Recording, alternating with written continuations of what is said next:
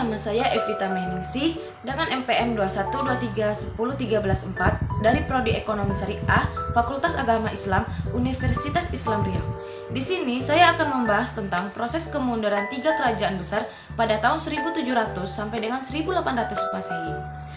Yang pertama, kemunduran Kerajaan Safawi. Berdasarkan kutipan sejarah tertulis bahwa Kerajaan Safawi berturut-turut diperintah atau dipimpin oleh 6 raja besar, yaitu Safi Mirza, Abbas II, Sulaiman, Husain, Tahmas II, dan Abbas. Pada masa raja-raja besar tersebut, di atas kondisi Kerajaan Safawi tidak menunjukkan grafik naik dan berkembang, tetapi justru memperlihatkan kemunduran yang akhirnya membawa kepada kehancuran. Adapun penyebab utama dari kemunduran dan kehancuran Kerajaan Safawi adalah yang pertama, konflik yang berkepanjangan dengan Kerajaan Utsmani atau konflik pemahaman terhadap kebenaran.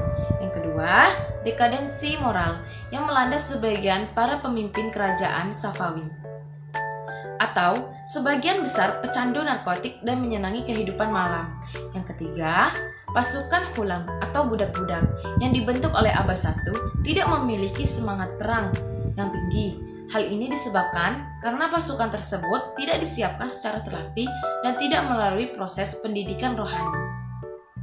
Yang keempat, seringnya terjadi konflik internal dalam bentuk perebutan kekuasaan di kalangan keluarga istana. Yang kedua, kemunduran Kerajaan Mughal. Terjadinya kemunduran dan kehancuran Kerajaan Mughal dilatar belakangi dengan merosotnya kekuasaan politik. Akan tetapi, faktor utama yang menyebabkan kekuasaan Kerajaan Mughal mundur dan berakhir dengan kehancuran adalah yang pertama, terjadinya stagnasi atau keadaan tidak maju dalam pembinaan kekuatan militer, sehingga operasi militer Inggris di wilayah-wilayah pantai tidak dapat segera dipantau oleh kekuatan maritim Mughal. Bahkan yang lebih parah, mereka kurang terampil dalam mengoperasikan persenjataan buatan Mughal sendiri. Yang kedua, kemerosotan moral dan hidup mewah di kalangan elit politik yang mengakibatkan pemborosan dalam penggunaan uang negara. Yang ketiga, pendekatan Aurangzeb yang terlampau kasar dalam melaksanakan ide-ide Puritan dan kecenderungan asketisnya, sehingga konflik antara agama sukar diatasi oleh sultan-sultan sesudahnya.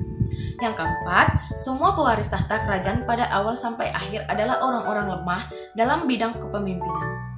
Yang ketiga, kemunduran Kerajaan Utsmani. Tertulis dalam sejarah bahwa pada dasarnya Kerajaan Utsmani mulai memasuki fase kemunduran pada abad ke-1566 Masehi. Akan tetapi, sebagai sebuah kerajaan yang sangat besar dan kuat, seiring berjalannya waktu dan peralihan kekuasaan yang berbeda-beda dalam menjalankan pemerintahan, sehingga terjadi banyak konflik yang menyebabkan pertempuran yang tidak bisa dihindarkan.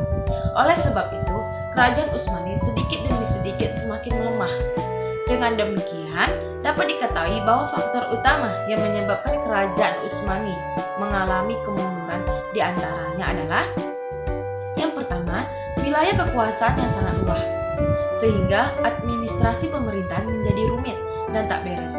Di sisi lain, para penguasanya memiliki ambisi yang besar untuk memperluas wilayah kekuasaan. Yang kedua, heterogenitas penduduk. Akibat menguasai wilayah yang luas, Turki Utsmani mengendalikan berbagai etnis penduduk. Heterogenitas itu memicu banyaknya pemberontakan. Yang ketiga, kelemahan para penguasa peninggalan Sulaiman Al-Qanuni. Turki Utsmani dipimpin sultan-sultan yang lemah, baik kepribadian maupun kepemimpinannya. Akibatnya, pemerintahan menjadi kacau. Yang keempat, budaya pungli. Perbuatan pungli melemahkan kekuasaan kerajaan. Setiap orang yang menginginkan jabatan harus menyuap atau membayar uang pelicin. Yang kelima, merosotnya ekonomi. Peperangan yang luas dilakukan membuat perekonomian merosot.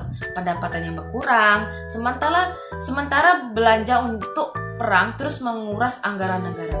Yang keenam, stagnasi dalam lapangan ilmu dan teknologi. Kemajuan yang telah dicapai dalam ilmu pengetahuan dan teknologi tak mengembangkan para penguasa terakhir. Akibatnya, Turki Utsmani kalah canggih dari segi persenjataan dibandingkan negara-negara barat. Dari cerita yang di atas yang sudah saya terangkan, terdapat kesimpulan yaitu secara umum penyebab kemunduran 3 kerajaan besar adalah dikarenakan lemahnya penguasa yang berkuasa, merosotnya ekonomi, terjadinya perebutan kekuasaan, serta adanya pemberontakan dari luar dan dalam. Sekian keterangan dari saya atau cerita dari saya tentang kerajaan besar pada tahun 1700 dan sampai dengan 1800 Masehi. Maaf bila ada kesalahan, saya ucapkan terima kasih. Wassalamualaikum warahmatullahi wabarakatuh.